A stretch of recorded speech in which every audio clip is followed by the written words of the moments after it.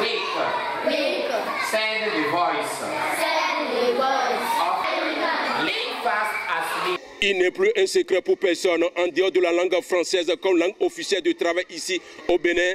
Depuis plusieurs années, nous avions constaté que beaucoup d'écoles privées enseignent déjà l'anglais à la maternelle comme au cours primaire. Comme fut le cas de l'école privée communale laïque installée ici à Saint-Louis, dans l'arrondissement central de Calavi. Mesdames et messieurs, aujourd'hui, on s'intéresse dans ce tout nouveau numéro pour savoir l'importance de l'anglais déjà à la maternelle comme au cours primaire. Mesdames et messieurs, raison pour laquelle nous avons pris contact avec le professeur qui est chargé de dispenser ses cours dans ces différentes classes. Vous verrez ça dans un instant à l'autre.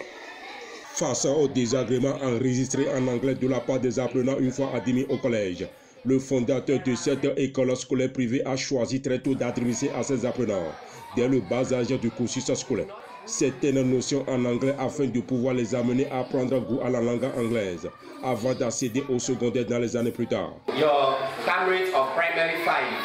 J'ai juste donné 2 séances à vos camarades de l'année dernière. 2 séances, on a pu maîtriser. Déjà en 8 heures, ces apprenants sont déjà en situation d'apprentissage avec l'enseignant chargé de dispenser ce cours d'anglais. There are 7 days in the week. There are 7 days in the week. Clap for her.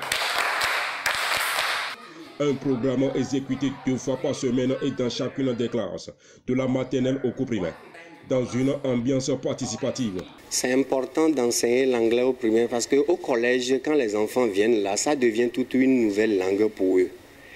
Et en ce moment, bon, j'ai connu des camarades, quand on commence les cours comme ça en 6e, ils disent okay, quoi encore une nouvelle langue, ça me dérange moi. Tout comme le français, on a vu que c'est possible de commencer l'anglais dès la maternelle. Là, ça va permettre aux enfants arrivés en 6e d'avoir déjà auparavant une initiative et d'avoir le bagage, ce qu'il faut. Un tel dispositif mis en place permet aujourd'hui à ces apprenants de désigner aisément certains instruments de travail en anglais, sans pour autant tourner 1000 fois la langue, comme fut le cas de certains écoliers en classe de cours moyen première année. Je sais comment on appelle les objets en anglais. Par exemple, ça. En anglais, ça s'appelle a pen. Ça s'appelle a slate. Ça s'appelle copybook.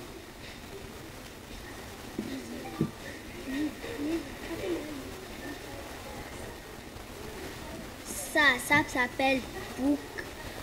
Voilà, comme vous venez quand même d'écouter, comme vous venez quand même d'apprendre, voilà ce qui a poussé véritablement ce rôle du savoir, de mettre déjà cette langue qui est parlée un peu partout dans le monde entier à la disposition de ces tout petits enfants, histoire quand même de les préparer pour affronter le collège plus tard. Une fois encore, merci beaucoup de nous avoir suivis. On se donne rendez-vous dans un autre numéro. À la prochaine.